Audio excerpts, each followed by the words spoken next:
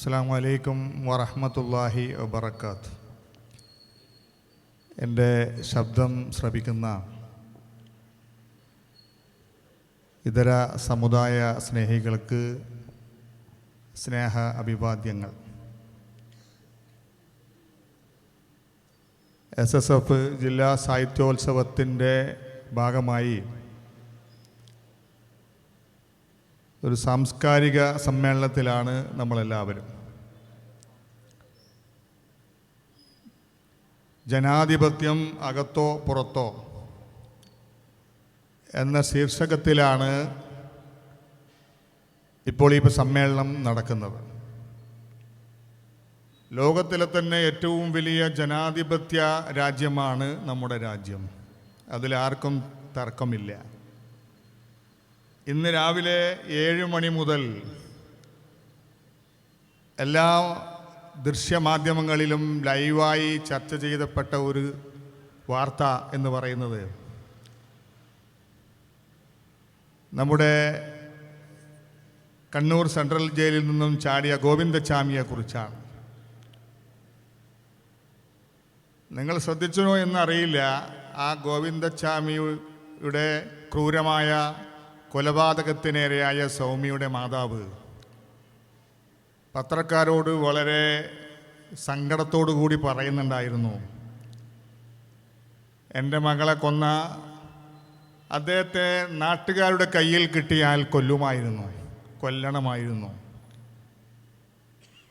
പക്ഷേ നീതിന്യായ കോടതിയിൽ വധശിക്ഷയ്ക്ക് വിധിക്കപ്പെട്ടപ്പോൾ മേൽക്കോടതിയിൽ പോയി ആ വധശിക്ഷ അതിൻ്റെ കാലയളവ് അതിനെ കുറച്ചുകൊണ്ട് ജീവൻ പര്യന്തമാക്കി ചുരുക്കിയതിൽ വേദനയുണ്ട്.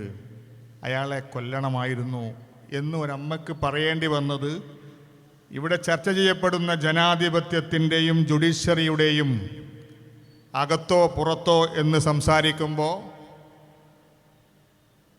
നമ്മൾ ആഗ്രഹിക്കുന്നത് പോലെയുള്ള തീരുമാനങ്ങൾ നമ്മുടെ നാട്ടിൽ നടപ്പിലാക്കാൻ കഴിയുന്നില്ല എന്ന ഒരു സന്ദേശമാണ് ആ അമ്മയുടെ വാക്കിൽ നിന്ന് നമ്മൾ കേട്ടത്. നമ്മൾ ജനാധിപത്യം എന്ന് അഹങ്കരിക്കുമ്പോൾ ജനങ്ങളുടെ ആധിപത്യമാണല്ലോ ജനാധിപത്യം. എത്രയോ രാജ്യങ്ങൾ ഏകാധിപതിയുടെ കയ്യിൽ അമർന്ന് മനോഹരമായ അവിടെ ഭരണം നടത്തുമ്പോൾ നമ്മൾ ലോകത്ത് അഹങ്കരിച്ച് നിൽക്കുന്ന നമ്മുടെ രാജ്യത്ത് ജനാധിപത്യത്തിൻ്റെ പേരിൽ നമ്മൾ ചില ഘട്ടത്തിലെങ്കിലും തലതാത്തേണ്ടി വന്നിട്ടുണ്ട്. ഇവിടെ ഒരുപാട് വിഷയങ്ങൾ ചർച്ച ചെയ്ത് എനിക്ക് മുമ്പ് സംസാരിച്ച MLA-മാരും അതുപോലെ തന്നെ നേതാക്കന്മാരും പണ്ഡിതന്മാരുമൊക്കെ ഇവിടെ ഒരുപാട് വിഷയങ്ങൾ ചർച്ച ചെയ്തിട്ടുണ്ടാകും. നമ്മൾ ജീവിക്കുന്ന ഈ ചുറ്റുപാടിൽ നമുക്ക് കിട്ടേണ്ട ആനുകൂല്യങ്ങൾ, നമുക്ക് കിട്ടേണ്ട സ്വാതന്ത്ര്യങ്ങൾ, നമുക്ക് കിട്ടേണ്ട അവകാശങ്ങൾ നമ്മൾക്ക് കിട്ടുന്നുണ്ടോ എന്നാണ് ഇവിടെ പ്രസംഗിച്ച പല ആളുകളും നിങ്ങളോട് സംസാരിച്ചത്. നമ്മൾ കാസർഗോട്ടേക്ക് വരുമ്പോൾ SSF-ന്റെ ഈ സാംസ്കാരിക സമ്മേളനത്തിൽ നമ്മൾ സംസാരിക്കുമ്പോൾ കാസർഗോട്ടെ ബദിയടുക്കയിലെ ഏറ്റവും കാസർഗോഡ് ജില്ലയിലെ സാംസ്കാരിക കേന്ദ്രം എന്ന് നമ്മൾ അവകാശപ്പെടുന്ന ഈ ബദിയടുക്കയിൽ നിന്ന് സംസാരിക്കുമ്പോൾ ബഹുഭാഷകൾക്കപ്പുറത്ത് ഒരുപാട് ഭാഷകൾ സംസാരിക്കുന്ന ഈ ബദിയടുക്കയുടെ മണ്ണിൽ നിന്ന് സംസാരിക്കുമ്പോൾ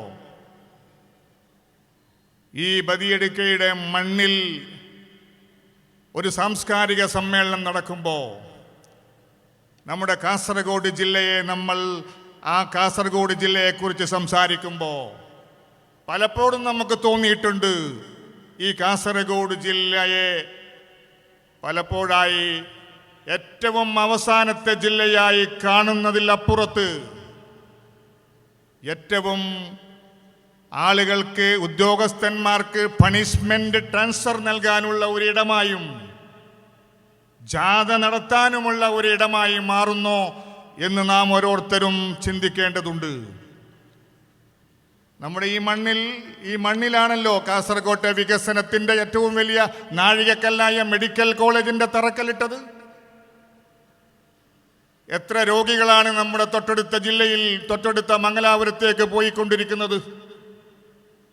2013 തറക്കല്ലിട്ട ഈ മെഡിക്കൽ കോളേജ് 2025 നമ്മുടെ രോഗികൾക്ക്, നമ്മുടെ നാട്ടിലെ ജനങ്ങൾക്ക് തുറന്നു കൊടുക്കാൻ സാധിക്കാത്തത് ജനാധിപത്യത്തിൻ്റെ ധ്വംസനമല്ലേ? നമ്മുടെ അവകാശമല്ലേ അത്?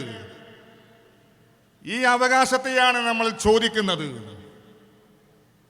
ഇന്ന് പലപ്പോഴും വിദ്യാഭ്യാസപരമായി, സാംസ്കാരികപരമായി, സാമൂഹ്യപരമായി നമ്മൾ ഉയർന്ന് മുന്നോട്ട് പോകുമ്പോൾ ചില ആളുകൾക്കൊക്കെ ചോദ്യങ്ങൾ ചോദിക്കേണ്ടി വരുന്നു.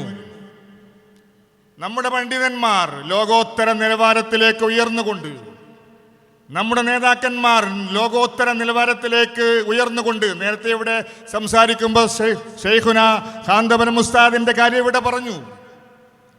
അങ്ങനെ നമ്മുടെ പണ്ഡിതന്മാർ ലോകോത്തര നിലവാരത്തിലേക്ക്, ലോകത്തെ അറിയപ്പെടുന്ന പണ്ഡിത നിലയിലേക്ക് മാറുമ്പോൾ നമ്മുടെ ജില്ലകൾ, നമ്മുടെ സംസ്ഥാനത്തിൻ്റെ പിന്നോക്ക വിഭാഗത്തിൽപ്പെട്ട മേഖലകൾ അവർ സാംസ്കാരികപരമായും വിദ്യാഭ്യാസപരമായും ഉയരുമ്പോൾ ചില ആളുകൾക്ക് അസൂയ തോന്നിയിട്ട് അവർ വിളിച്ചു പറയും, പച്ചവർഗീയത വിളിച്ചു പറയും. അവർക്കുള്ള താക്കീതായിരിക്കണം നമ്മുടെ ഈ മുന്നേറ്റം. അവിടെ മറുപടി കൊടുക്കാതെ നമ്മൾ ചെയ്യേണ്ടത് സാംസ്കാരികമായ ഒരു മുന്നേറ്റമാണ്, വിദ്യാഭ്യാസപരമായ മുന്നേറ്റമാണ്, സാമൂഹികപരമായ മുന്നേറ്റമാണ്.